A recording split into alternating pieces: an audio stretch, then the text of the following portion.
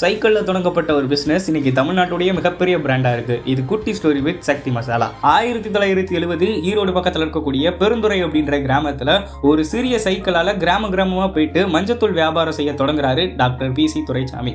அந்த ஆரம்ப கால கட்டத்தில் அவருக்கு மிகப்பெரிய பலமாக உறுதுணையாக இருந்தது அவருடைய மனைவி டாக்டர் சாந்தி துரைசாமி.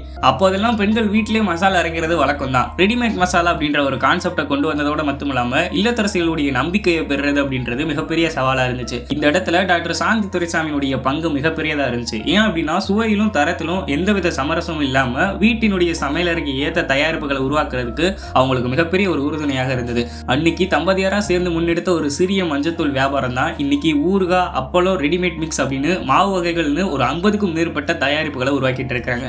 இந்தியாவை தாண்டி அமெரிக்கா, ஆஸ்திரேலியா அப்படின்னு உலகெங்கும் உள்ள லட்சக்கணக்கான வீடுகளுடைய சமையல் அறைகள்ல சக்தி மசாலா ஆட்சி செய்யுது. சக்தி மசாலாவுடைய மாபெரும் வெற்றிக்கு இன்னொரு முக்கிய காரணம் இந்த தம்பதியினுடைய மனிதநேயம். தங்களுடைய நிறுவனத்தில் பல நூறு மாற்றுத்திறனாளிகளுக்கு வேலைவாய்ப்பு வழங்கினதோடு மட்டுமல்லாமல் அதோட சக்தி தேவி அறக்கட்டளை அப்படின்றது மூலமா லட்சக்கணக்கான மரக்கன்றுகளையும் நட்டு வச்சு இயற்கையை வளர்க்குறாங்க.